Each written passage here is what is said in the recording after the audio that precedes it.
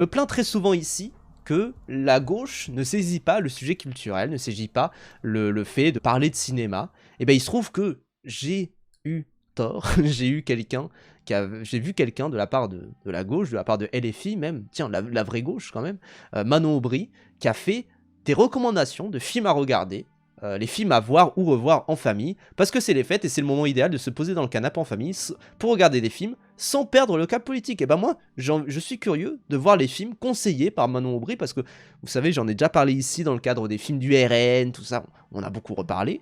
Mais évidemment, pour moi, il y a un côté très cynique où les films qui vont être conseillés là, moi je sais que c'est des films qui seront plutôt de gauche et qui seront plutôt des films assez populistes, bien sûr. Maintenant, c'est quand même des films avec lesquels, moi j'ai vu un petit peu les films avant, je me suis dit, bah je suis plutôt d'accord avec les messages, et je sais où est-ce que ça veut aller, et je sais que les personnes qui portent ces messages-là sont plutôt de mon camp. Et voilà, et moi je trouve ça plutôt sympa, et je trouve ça cool en fait de enfin se saisir quand même du sujet culturel, parce que c'est quelque chose où j'ai l'impression que personne ne les fait, quoi. Personne ne les fait. T'as vu les films préférés de Rotten? Oh, j'ai pas vu ça. Oh, incroyable. J'espère que tu les as sous la main, parce que moi, on a vu ici les films de Sébastien Chenu et de Mathias Renaud. Qui sont vraiment bien. Les crevettes pailletées, le grand bain, la piscine. C'est vrai que, pour rappel, Manon Aubry, elle fait partie d'une équipe de water polo. C'est pour ça que tu dis ça, You're So Cool. D'ailleurs, petite critique rapide, hein, mais les crevettes pailletées, très mauvais film. Et je sais que les crevettes pailletées, et c'est là d'ailleurs où je trouve que c'est important d'en parler comme ça, c'est que j'ai l'impression que la gauche, d'ailleurs, elle a longtemps été à défendre des films qui, en vrai, sont pas si terribles que ça. Typiquement, les crevettes pailletées, c'est pas non plus un film génial, mais ça a été défendu par beaucoup en mode, ah, regardez, film sur l'homosexualité, sur l'homophobie, etc. Alors qu'en vrai, bah, le film est vraiment gaze, et même plutôt homophobe, hein, d'ailleurs, par certains moments. Mais ça a été défendu par beaucoup de gauche, par beaucoup de gens de gauche, parce que, regardez, le thème est important, etc., quoi. La revanche des crevettes pailletées, c'est pas mal, par contre. Bah, j'ai pas vu le 2, je vous avoue que j'ai vu le 1 en salle, avec des potes, parce qu'en plus, en fait, si je l'ai vu en salle, c'était pour une raison bien précise, c'est qu'en fait, quand j'étais étudiant en BTS, en fait, quand on est étudiant en BTS, on a un thème. En BTS audiovisuel, il y a un thème principal dans l'année. Il se trouve, nous, notre thème, c'était le sport et ses représentations. Et du coup, quand il y avait des films sur le sport, on essayait de les regarder, qui passaient au cinéma, tout ça. J'avoue, je me souviens que d'avoir vu les crevettes pailletées, mais j'ai rattrapé beaucoup de films, j'ai rattrapé des grands prix, j'ai rattrapé La solitude du coureur de fond, des trucs du genre. Et j'ai rattrapé même les Rocky, tout ça. Enfin voilà, c'est très important de rattraper les Rocky quand il y a ce genre de thème là, parce que je me suis dit, bah tiens, c'est le thème de l'année, autant regarder ça. Et c'est sûr que du coup, je suis allé voir les crevettes pailletées, et moi j'étais vraiment en mode, quel film atroce. Genre vraiment, pas par homophobie, hein, bien sûr, mais je me suis dit, quel film atroce. Oh là là, incroyable. Je me mets ça de côté, pour les films de Rotaillot, parce que là du coup, moi je suis content, on va voir un petit peu les films à voir en famille, qui sont des films assez familiaux, mais qui tout de même portent des messages de gauche. Donc voyons voir ça. Robin des Bois, un classique qui m'a appris à taxer les riches. Bah, en vrai, c'est plutôt sympa, et effectivement, loin du côté, parce que évidemment à chaque fois on peut critiquer ce genre de film là, on peut se dire ouais mais c'est quand même un film de Disney, tout ça. Il n'empêche qu'à chaque fois c'est des œuvres collaboratives, c'est des œuvres notamment comment dire, notamment des œuvres d'animation, c'est des œuvres ultra collaboratives où chacun apporte un petit peu son grain de sel. Et effectivement, un film comme Robin des Bois, et la légende de Robin des Bois, c'est quand même une légende qui est passée beaucoup à gauche, et j'ai pas l'impression que les gens de droite reprennent le mythe de Robin des Bois. Ils essayent très souvent de reprendre des mythes de gauche, de droite, etc. Notamment là, ils essaient de faire toute une panique morale autour de Joyeux Noël, etc. Ils essayent de reprendre des icônes, etc. Là, Brigitte Bardot en est un exemple parmi tant d'autres, bien sûr, mais Brigitte Bardot a accepté d'être reprise, donc c'est là où c'est très différent. C'est vrai que Robin des Bois, je pense que c'est très dur de se le réapproprier par la droite, sauf si tu as un angle antisémite. Là, oui, tu pourrais le dire. Tu pourrais dire que Robin des Bois vole aux juifs riches ou des trucs du genre pour le redonner au bon peuple français, des trucs comme ça. Tu pourrais commencer à dire ça. Maintenant, c'est pas l'angle qui est choisi par tout le monde, et ils ont bien raison de pas le prendre sous cet angle-là. Mais je pense que c'est le seul angle sous lequel le prendre, et c'est de faire une très mauvaise interprétation du film, quoi. Robin des Bois de gauche et Zorro de droite. C'est vrai. C'est dur de dire que le roi d'Angleterre est juif. Oui, voilà, c'est pour ça que ça n'a pas de sens. Et c'est toujours un truc où, moi je me souviens, typiquement, il y a des gens... Enfin, c'était un jeu que je suivais pas mal, qui s'appelle Bomb Rush Cyberpunk. Et en fait, le truc, c'est que je me souviens d'avis sur Steam, avis Steam français, je me souviens d'un avis sur Steam en France qui m'avait profondément marqué parce que je me souviens que l'avis disait, parce que c'est un film sur le graffiti. C'est un film sur le graffiti et c'est un film dans la veine de Jet Set Radio, etc. Et moi, c'est sûr que je vois ce film-là popper, je me dis, bon, bah, c'est un film, c'est un jeu plutôt de gauche, c'est un jeu plutôt punk, etc., des trucs du genre. Et voilà, et c'est très bien qu'il existe, mais je me souviens qu'il y avait des interprétations, et là, je les ai pas là sous la main, évidemment, bien sûr, mais il y avait des interprétations qui disaient, c'est un film, je pense, sur le grand remplacement, parce que au début, on commence, on se fait couper la tête, comme Samuel Paty, et les méchants, c'est plutôt des gens qui correspondent aux Arabes, etc. Et en fait, à chaque fois, t'auras cette vision-là, où t'as des gens qui, très souvent, de manière générale, vont commencer à interpréter des œuvres en disant, là, en fait, ils sont en train de se battre contre telle personne, et pour moi, ces personnes-là, c'est les woke, quand bien même rien n'indiquerait que ça serait ça, etc. Et t'as toujours ce truc-là où les gens vont avoir des interprétations un petit peu de merde de certains jeux, de certaines œuvres culturelles, parce qu'ils vont se dire, ah ben tiens, effectivement, pour moi, cette interprétation-là est la bonne. Donc c'est pour ça que Robin des Bois, évidemment, c'est impossible, j'ai envie de dire, de le reprendre de la part de l'extrême droite, mais je pense que d'ici quelques années, ils essayeront de le reprendre. Ils essayeront de dire, ouais, on essaye de reprendre la politique et l'argent des politiques pour les redonner aux Français, etc. Sauf qu'en vérité, c'est pas du tout dans le mythe et dans la mythologie de l'extrême droite que de revendiquer Robin des Bois. Par contre, c'est une figure très populaire et c'est normal aussi. Le roi et l'oiseau m'a appris l'arrogance du pouvoir. Les puissants ne supportent pas qu'on leur dise la vérité. Ah bah ça c'est sûr. En plus avec ce texte du coup de Jacques Prévert qui effectivement... y a ce truc où ça te montre une arrogance de la royauté, et après, d'aucuns te diraient que c'est l'arrogance du wokisme. C'est là, en fait. Moi, j'ai envie de faire le mec de droite face au choix de Manon Aubry, mais d'aucuns te diraient que c'est l'arrogance de l'extrême droite, de l'extrême gauche et des bobos d'extrême gauche, parce que souvent en fait le problème avec l'extrême droite c'est qu'ils vont te mettre sous le nez l'arrogance de l'extrême gauche et te dire regardez les bobos d'extrême gauche, etc. Sous le nez pour te dire ah bah nous on est plus proche du peuple et eux c'est les bourgeois, etc. C'est notamment Soral qui a beaucoup œuvré pour mettre plus de social dans le discours du RN et pour dire en fait vous n'allez pas survivre avec juste du racisme, il faut aussi mettre du social, il faut aussi mettre en scène un truc où vous n'êtes pas juste des bourges, parce qu'on rappelle hein, les gens, le RN, le FN c'est des immenses bourges qui vivent dans des châteaux, Le Pen c'est littéralement toute une dynastie qui vit dans des châteaux, c'est des immenses bourgeois, et en fait pendant très longtemps ils avaient cette image d'immenses bourgeois qui n'attiraient que des immenses bourgeois, et en fait c'est en allant dans un tournant bien plus social, bien plus, ah nous on est des gens comme vous, et c'est le pouvoir, et c'est l'UMPS qui a perdu de sa superbe, et qui a perdu du contact avec le peuple pour ne devenir que des bourgeois parmi tant d'autres. Donc c'est pour ça, effectivement, le roi et l'oiseau pourrait être repris par l'extrême droite en se disant « Ah oui, effectivement, c'est l'arrogance des bobos de gauche, etc. » Moi, ça ne m'étonnerait pas qu'il y ait ce genre de discours-là, quoi. Donc bon. Mille et une pattes m'a appris que la force du nombre gagne face aux puissants. Elles sont des centaines, si elles comprenaient leur force, on serait perdu. Mais effectivement, il y a de ça. L'analyse d'enfant de 5 ans, et après on se demande pourquoi je crois pas en la LFI. Mais déjà, tu dis la LFI poisson, moi je suis désolé, ça c'est une tech d'extrême gauche. Ça c'est vraiment une tech d'extrême gauche ou d'extrême droite. Ça c'est vrai. Mais moi je me souviens notamment, j'avais fait tout un tweet par rapport à ça, par rapport à Dominique Collignon-Morin qui est décédé plus tôt de cette année, qui pour le coup est une vraie mort où je me suis dit ah quand même, effectivement c'est terrible, contrairement à Brigitte Bardot, je me suis dit oh, bon. Mais voilà.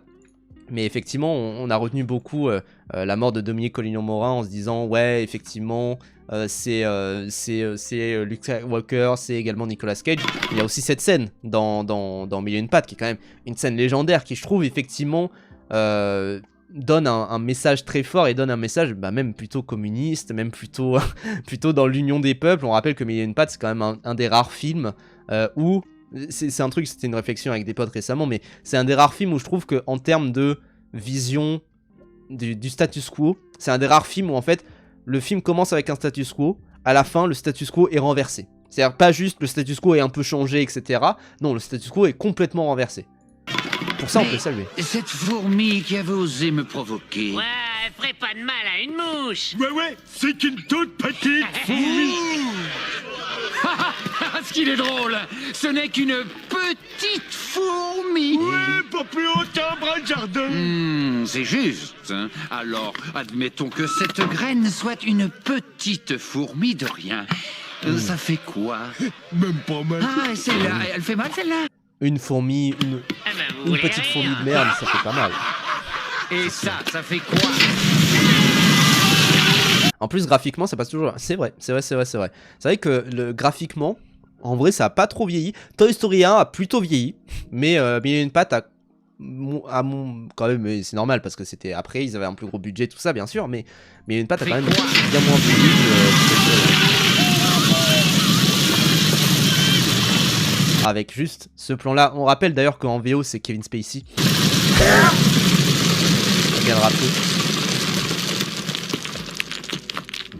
On laisse une seule de ces fourmis se rebeller, et un jour, elle se rebelle en masse. Oui. Ces fourmis de rien du tout sont 200 fois plus nombreuses que nous. Et oui. Et c'est en fait, c'est presque une sorte d'aveu d'échec dès le départ de la part de l'antagoniste, de se dire, bah en fait, ils sont 200 fois plus nombreuses que nous, et tu mets 100 fourmis face à nous, on est mort. Donc voilà, c'est ça le truc, où effectivement, il y a quelque chose où c'est un gros discours, effectivement, sur l'union des peuples et sur le fait que la révolution peut venir que de l'union des peuples et peut venir que du fait que il faut ensemble on est soudés, tout ça quoi. Laissez-les prendre conscience de cela, et notre paradis devient l'enfer. Et moi c'est cette phrase là qui est très importante aussi, laissez-les prendre conscience de cela. C'est toujours ce truc, vous savez, c'est ce truc là qui dit il y a 100 000 riches, on est 7 milliards, on est trop des cons, tout ça. C'est un petit peu ce truc là où effectivement c'est important aussi de le voir dans ce sens là, parce que au bout d'un moment, qu'est-ce qui nous empêche de tous nous unir et de commencer à aller contre Macron, contre machin. J'entends pas physiquement, bien sûr, mais à aller contre eux et à commencer à se rebeller, parce que l'union fait la force et que plus on est nombreux, plus on est puissant. Et le truc, c'est que la politique de manière générale de ces dernières années, de ces 20 dernières années, mais même, j'ai envie de dire, depuis des centaines d'années presque, c'est de tous nous diviser, en fait, c'est de tous nous diviser en cases et de faire en sorte que on ne puisse plus s'unir, et de faire en sorte que le musulman ne peut s'unir avec le LGBT, etc. Bon bah c'est débile bien sûr, parce que c'est exactement ce que veut le pouvoir. Peu importe la nourriture, nous devons les forcer à rentrer dans le rang. Et c'est pour ça qu'on y retourne. Y en a-t-il parmi vous qui veulent rester? Je vais faire un montage avec des chants islamistes derrière. Vas-y, livre à toi, Oussem, livre à toi. Brigitte Bardot est morte, tu peux dire ce que tu veux. Mais bon, mais c'est pour ça que en vrai, cette citation-là, elle est très importante, effectivement. Elles sont des centaines, si elles comprenaient leur force, on serait perdu. Et effectivement, c'est très important d'avoir cette citation-là, et c'est très important d'avoir ce film-là, parce que c'est, mine de rien, un des seuls films vraiment un peu marxiste qui puisse exister. Je sais que dans le chat, ça citait Fourmise, avec notamment cette réplique, une citation du manifeste qui dit « Les moyens de production appartiennent aux ouvriers ». Et c'est vrai que c'est plus sur le côté ouvriériste, Fourmise, mais de toute façon, Fourmise est plus un télo, entre guillemets, que Mille et une pattes. C'est peut-être pour ça qu'il est pas dans ce top-là, mais Fourmise, c'est quand même ce côté où même le fait d'engager Woody Allen, c'est quand même un truc pour mettre un vernis un peu plus intello, entre guillemets, de la part du film, quoi. Ensuite, le tombeau des Lucioles m'a appris l'horreur de la guerre et de ce que subissent les populations civiles. Maman, pourquoi ils ont fait ça? Alors, oula, pardon, on rentre dans un truc un peu plus complexe, parce que, comment dire, il y avait une vidéo auquel j'ai réacté ici, qui revenait sur le côté fasciste, entre guillemets, du tombeau des Lucioles, et qui revenait sur le fait que, en gros, je l'ai vu il y a longtemps, mais je sais qu'il y a une VOD par rapport à ça, si vous cherchez Tombeau des Lucioles, parce que je parlais de Ghibli et du fait que Ghibli serait proto-fasciste, des trucs du genre. Bon, déjà, oui, effectivement, mater le Tombeau des Lucioles pendant la période de Noël, pendant la période des fêtes, je n'oserais pas. Mais voilà, mais en tout cas, effectivement, c'est un film quand même, c'est un incontournable, enfin voilà. Maintenant, le truc, c'est que, en gros, le Tombeau des Lucioles, c'est une adaptation d'un bouquin. Et il se trouve qu'il y a eu des déclarations, si je regarde fasciste par exemple, un truc du genre, si je regarde par rapport à ce qu'a dit l'auteur du bouquin de base, c'est qu'en fait, l'auteur de bouquin de base, si je me trompe pas, l'auteur de base, il commençait à dire, en fait, le bouquin et ce que j'essaye de raconter, c'est plutôt une histoire sur le fait que la jeunesse devrait rester dans le rang et devrait faire en sorte, devrait ne pas se révolter et devrait rester droit dans ses bottes, sinon il meurt. Et c'est un peu une interprétation, je trouve, très étrange du tombeau des Lucioles. C'est l'auteur lui-même qui le dit, quand même. Et moi, je suis de la taille que la mort de l'auteur, donc je m'en branle de ça, bien sûr. Mais c'est une interprétation très étrange, mais c'est une des interprétations qui a été donnée. Et c'est pour ça que le tombeau des Lucioles, nous, on le perçoit comme une œuvre anti-guerre, etc. Mais au Japon, c'est bien plus compliqué le regard qu'il peut y avoir par rapport à ça, quoi. Après, on parle du film, pas du livre. Oui, c'est sûr, mais le livre de base a eu cette vision-là, et c'est sûr que Takahata, quand t'as Takahata qui reprend le bouquin, Takahata et tout le studio Ghibli de manière générale ont quand même une vision très anti-guerrière et très anti-guerre, et c'est toute la vision d'ailleurs plus de Miyazaki pour le coup comment dire, c'est toute la vision pour le coup de Miyazaki, notamment dans Le Vent se lève, qui est de dire que certes c'est très beau les engins de guerre, mais par contre ça fait la guerre. Donc c'est pour ça que c'est très dur d'être fasciné par ce genre d'engin là. Maintenant, c'est vrai qu'effectivement, moi ça me perturbe toujours de voir le tombeau des Lucioles, parce que effectivement le bouquin de base est compliqué. Mais tu regardes toute la carrière de Takahata, tu regardes Pompoko, tu regardes même le conte de la princesse Kaguya, même s'il n'y a pas trop de messages anti-guerre, mais il y a quand même des messages profondément féministes à chaque fois aussi sur l'affirmation et sur la liberté des femmes particulièrement dans quasiment tous les Ghibli, quoi. Donc voilà, comme l'adaptation de Starship Troopers qui est une satire sur le fascisme, et le bouquin qui lui embrasse le fascisme. Ben oui, c'est ça le truc, c'est pour ça que pour moi le tombeau des Lucioles, évidemment, il a toute sa place ici. Maintenant, c'est vrai que voir le tombeau des Lucioles au fête de Noël, je ne le recommanderais pas. C'est ça le truc. Je sais pas s'il est réellement anti-guerre, débat éternel sur les films du genre, mais on me l'avait vendu à chaudes larmes et je l'ai justement trouvé trop lacrymal. En fait, il y a ce truc évidemment très pathos de la part du tombeau des Lucioles, et c'est quelque chose où c'est très dur de ne pas pleurer devant le tombeau des Lucioles, bien évidemment. Maintenant, c'est effectivement toujours le débat de comment est-ce que tu esthétises la chose. La beauté du tombeau des Lucioles, c'est quand même quelque chose où effectivement... comment dire, l'auteur a surtout fait le bouquin pour expier ses fautes, dans le sens où dans la vraie vie il a abandonné sa sœur qui lui souffrait de malnutrition pendant la guerre. Il faudrait que je revoie la vidéo je sais que c'était Poisson, je crois qu'il avait linké dans le chat, mais qui commençait notamment par une citation de l'auteur par rapport à la guerre notamment, mais qui effectivement est très comment dire, est très entre deux feux et essaye d'être nuancé par rapport à la guerre, alors que bon, moi je suis en mode la guerre c'est pas bien. mais c'est vrai que c'est assez compliqué, parce que les films anti-guerre de manière générale, il y en a qui disent ça n'existe pas parce que nécessairement t'esthétises la guerre. Le tombeau des Lucioles a au moins cette faculté de ne pas filmer des vrais morts et de passer justement par ce médium de l'animation pour pouvoir esquiver certains des questionnements moraux qu'on peut avoir par rapport aux films de guerre, ce qui je trouve est plutôt intéressant. Maintenant, c'est vrai que c'est pour ça, moi, ça me perturbe un petit peu. Nosaka lui-même a expliqué avoir écrit ce récit avec culpabilité et colère, notamment envers la société japonaise lui-même et la guerre en général. Mais c'est pour ça que c'est un peu compliqué, parce que je crois que c'est quelque chose sur lequel il est revenu plus tard, ou à la sortie du bouquin, je sais plus exactement, mais c'est une citation. Peut-être qu'elle est un peu, à côté de la plaque, je ne sais pas, mais effectivement, c'est assez compliqué. C'est pour ça il faudrait que je revoie de façon la vidéo. De toute façon, voilà, il y a toute une VOD qui existe par rapport à ça, où j'avais regardé la vidéo, où j'étais pas d'accord avec le fait d'analyser le tombeau des Lucioles comme une œuvre fasciste. Moi, je trouvais ça un petit peu débile, mais ça existe, et il y a des interprétations comme ça. C'est pour ça, moi, je le cite comme ça, parce que ces interprétations-là existent, quoi. Mulan m'a appris le patriarcat. Alors, oula, peut-être que je dois changer, ce n'est pas moi, mais la manière dont il me voit.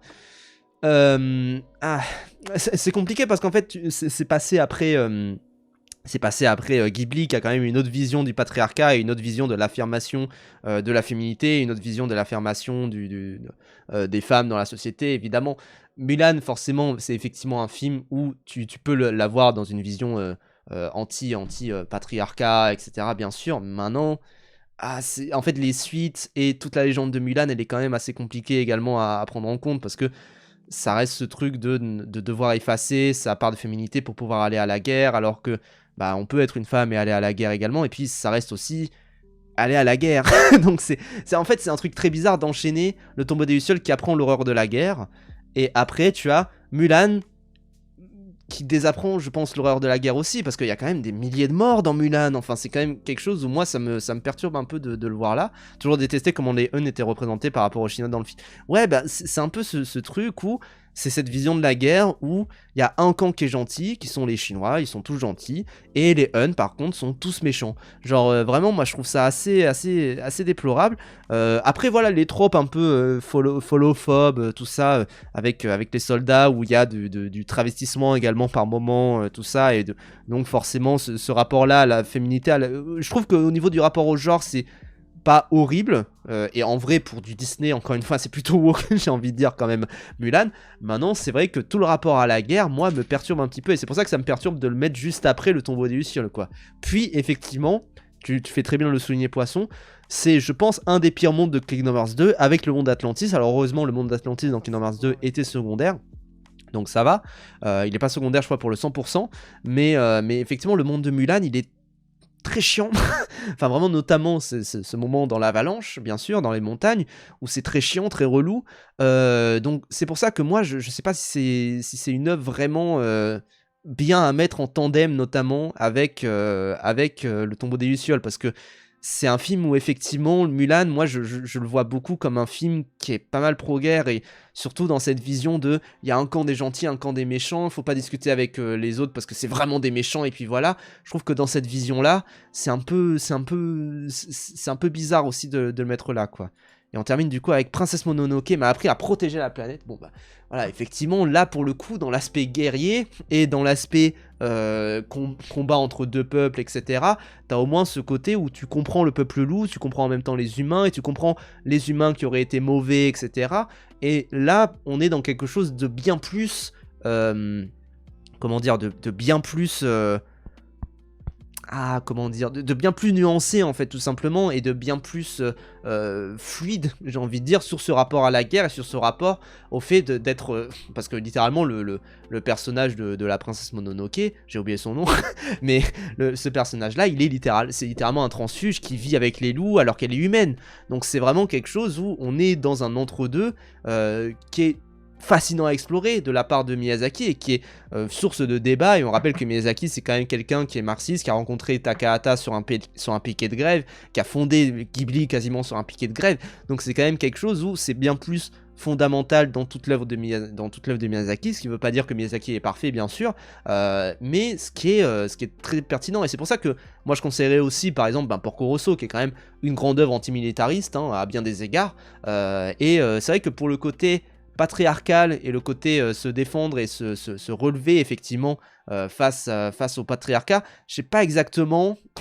si Bardot aurait pu aimer si elle était pas raciste. C'est vrai que Brigitte Bardot aurait pu vraiment apprécier Princesse Mononoke si n'était pas si c'était pas une œuvre japonisante entre guillemets quoi. Et était marxiste, les gens Porco Rosso, ça cite littéralement le temps des cerises, il y a toute cette idée de je préfère être un cochon décadent plutôt qu'un fasciste bien évidemment, mais ça cite des citations marxistes à bien des égards, donc c'est pour ça que à chaque fois il faut se souvenir de ça, parce que c'est vraiment les fondements de Ghibli à bien des... Ce qui veut pas dire que Miyazaki est parfait, Miyazaki n'est pas un type parfait, son rapport notamment à sa femme, à son fils, c'est pas très clair évidemment, son rapport à ses amis, son rapport à tous les gens qui ont pu bosser chez Ghibli, à plein de trucs, il a pas eu des takes parfaites. Par contre c'est vrai que c'est un marxiste, c'est vraiment un marxiste convaincu, et même dans Le Garçon et le Héron il y a des takes pas mal marxistes sur le fait de pas mettre tout sur les épaules de quelqu'un, et le fait d'œuvrer collectivement pour faire quelque chose, et ce qui est beau d'ailleurs dans le fait de faire de l'animation, parce que c'est quelque chose de collectif également l'animation, donc c'est pour ça que c'est très beau de voir Le Garçon et le Héron en 2025 bien sûr, avec tout ce rapport là à l'animation, mais c'est vrai que ouais, pour le côté patriarcal, je sais pas s'il y a pas mieux quand même que Mulan, parce qu'effectivement bien sûr on apprend ce côté patriarcal là, mais moi le côté guerrier me fait un petit peu chier, et c'est pour ça que ouais effectivement ce truc de je sais pas s'il y a des œuvres vraiment parce que c'est majoritairement des œuvres d'animation, après on pourrait penser à d'autres types d'œuvres bien sûr, je sais pas s'il y a vraiment des œuvres populaires à voir en famille qui parleraient justement de cette condition des femmes, à part Mulan, à part certains films Disney également qui peuvent parfois aborder ça, je pense à même je je sais pas, Encanto, un truc du genre, mais qui essaye quand même d'aborder cette notion aussi de famille. Mais c'est vrai que à ce niveau-là, moi, le seul point noir, je dirais, c'est quand même Mulan. Quand même, ouais. On pourrait penser à Vaiana ou Rebelle. C'est vrai. C'est bon, c'est quelque chose de collectif. Paf, en parlant de ratonnade. Après, ça unit les gens, les ratonnades. non, je vais pas aller là-dedans.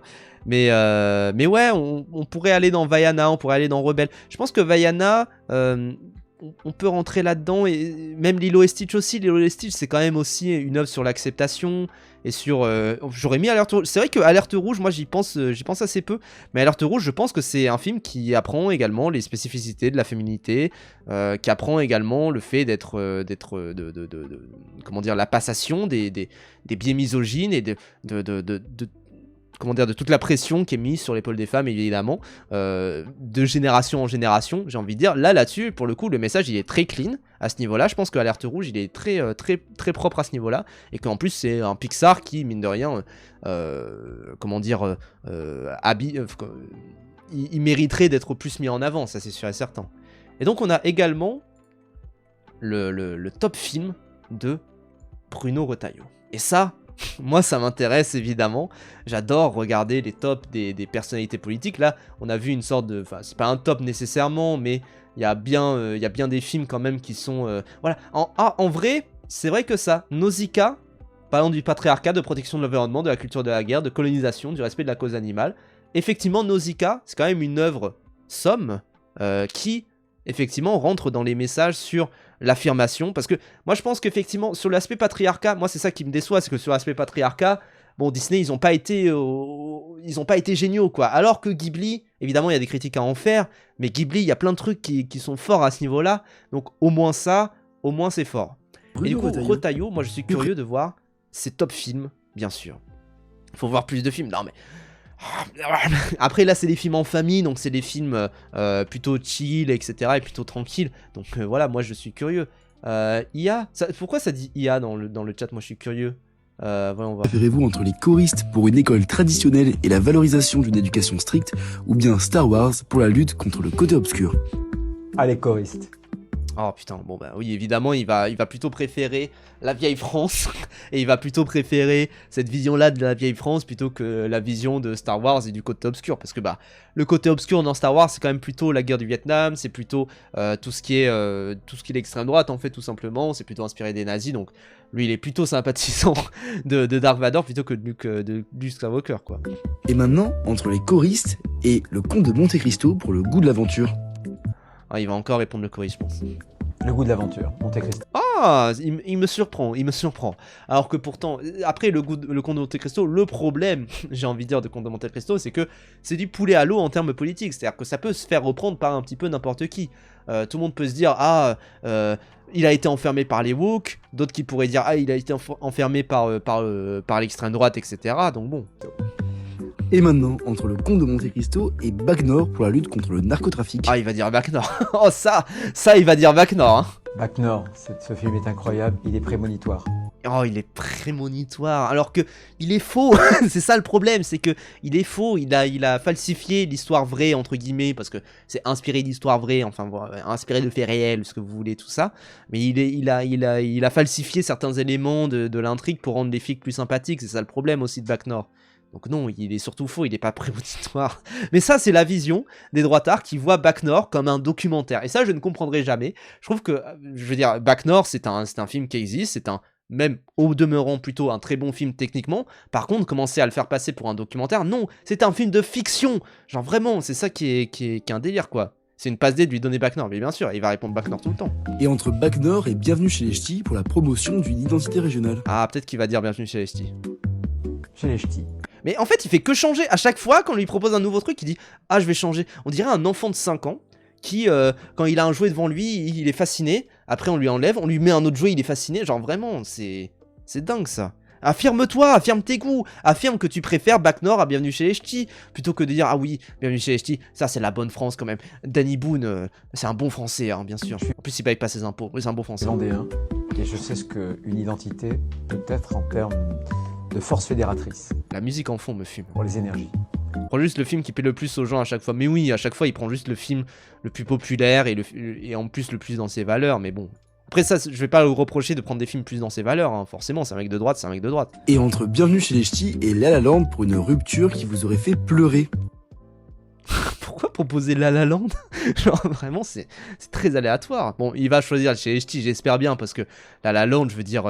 déjà, je vois très mal une salle de cinéma dans laquelle il y a Bruno Retailleau qui regarde La La Land. je vois pas pourquoi il proposerait La La Land, c'est tellement random. En plus, voilà, La La Land, en termes de, je sais pas, d'opinion politique, j'avoue que c'est très dur à placer, quoi, parce que, encore une fois, c'est comme Le Comte de Monte Cristo, et j'adore La La Land, hein, vraiment, c'est peut-être un de mes films qui m'a vraiment fait rentrer dans la cinéphilie, et pendant longtemps, ça a été un de mes films préférés. Je pense que politiquement, il est un peu dur à placer, je dirais pas, parce que je sais que, voilà, Whiplash, par exemple, plus en plus de gens qui commencent à dire c'est un film fasciste, etc. Notamment à cause de Bizarre 808. Fuck Bizarre. Non, j'adore en plus Bizarre 808, mais je suis pas d'accord avec lui sur cette opinion-là. Maintenant, c'est vrai que j'entends le fait que des gens puissent penser ça. Moi, je suis pas d'accord, mais vas-y. La La Land, pour le coup, je trouve que à ce niveau-là, c'est vraiment un poulet à l'eau et que c'est comme c'est une histoire individuelle autour de deux personnages.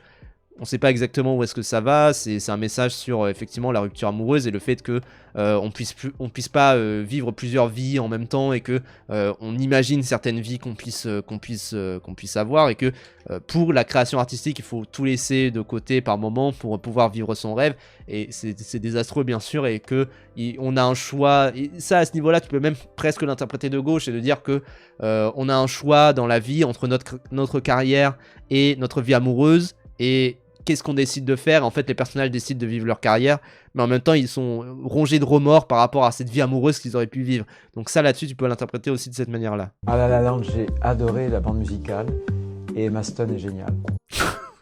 Ah bon? Genre, la part de Bruno Retailleau, genre... Vraiment. Entre La La Land et Le Parrain pour le goût de la loyauté et des traditions familiales. Ah, il va prendre Le Parrain. C'est sûr, il va prendre Le Parrain. J'ai revu le Parrain il y a quelques semaines. Il est repassé. Franchement, les acteurs c'est des géants. Après, il a raison, hein, par contre, c'est génial. c'est quand même vraiment génial, effectivement, Le Parrain. Moi, je peux pas lui reprocher ça. Entre Le Parrain et Intouchable pour l'ouverture à l'autre. Oh, je vous jure, si le seul qui ne prend pas, c'est Intouchable. Ah, Omar Sy avait été grandiose. Entre... Ah, mais en fait, je crois que j'ai l'impression quand même que... Je suis désolé, mais il a des meilleurs goûts qu'Aubry, mais ta gueule, poisson, quand même. Il a mis du Ghibli et tout, ça va. Mais en fait, j'ai l'impression que à chaque fois... comment dire? À chaque fois, il change parce que j'ai quand même l'impression que l'interview a l'air d'avoir été retravaillée. Je sais pas, l'interview a l'air d'avoir été retravaillée pour mettre en scène un jeu. J'ai quand même l'impression qu'à chaque fois... En fait, à chaque fois, il choisit autre chose. Des géants. Donc, c'est Entre bizarre. Le Parrain et Intouchable pour l'ouverture à l'autre. Ah, Omar Sy avait été grandiose. Entre Et à chaque fois, il a juste une phrase à la con. Et c'est tout, quoi. Donc, c'est pour ça, là, dire Omar Sy avait été grandiose... Bah, tu dis rien, quoi. Enfin, c'est ça le truc. Et Intouchable, effectivement... Après, Intouchable, c'est plus un film... vu comme étant de gauche, mais bon, gauche molle, gauche PS, quoi, comme beaucoup de Toledano Nakash. Intouchable et le fabuleux destin d'Amélie Poulain pour la nostalgie d'un mode de vie titi parisien. J'ai adoré jouer la partition au piano. Et finalement... Oui, bah voilà, mais en même temps, c'est ce côté entre guillemets vieille France. On rappelle que Jean-Pierre Jeunet, il a dit régulièrement, et ça, c'est un truc d'extrême droite de dire que Paris est plus moche aujourd'hui. Moi, je trouve que Paris est magnifique aujourd'hui. Genre, évidemment que c'est tout le temps en travaux, mais c'est une métropole, évidemment que c'est tout le temps en travaux. Mais par contre, le fait que ça soit de plus en plus piétonné, etc., c'est magnifique. Et le fait que t'es Jean-Pierre Jeunet qui ait dit « Ah, on pourrait plus refaire aujourd'hui Amélie Poulain parce que Paris est trop moche aujourd'hui ». Paris était déjà dégueulasse à l'époque, c'est juste que t'as filmé que certains coins de Paris. Genre, voilà. C'était mieux quand les politiques français, ils étaient fans de l'Empire des Saints, c'est vrai. Entre le fabuleux destin d'Amélie Poulain et Interstellar pour la transmission d'un monde meilleur aux Des gars qui a fait Régé le Gorilla sur le monde, hein, vraiment, un jour j'en reparlerai. Hein. générations futures. J'aime bien Amélie Poulain. Ah, quand même. Ah, quand même, là il a choisi. Donc en fait, pas du tout. En fait, c'est vraiment effectivement un jeu où il a pas choisi Interstellar. Oui, juste à la fin, il se dit, ah, quand même, effectivement, Amélie Poulain. Bon, déjà, effectivement, le choix entre Interstellar et Amélie Poulain, moi, je trouve quand même que Interstellar broie, enfin, Matthew McConaughey broie Audrey Tautou, mais ça, c'est indéniable, hein. Moi, je trouve ça indéniable. Par contre, oui, effectivement, ce truc d'être... Enfin, ça représente beaucoup la mentalité de droite et d'extrême droite, c'est-à-dire... Pardon. C'est-à-dire d'être constamment... dans le passé et jamais dans l'avenir, quoi, c'est sûr. Et pour finir, quel est votre vrai film préféré? Une vie cachée. Ah, de Terrence Malick! Ah bah oui, non mais évidemment, il a pris un Terrence Malick, c'est sûr et certain. Bref, moi, j'avoue, Une vie cachée, je l'ai pas vu de Terrence Malick. J'ai vu plusieurs Terrence Malick, mais j'ai pas vu celui-ci.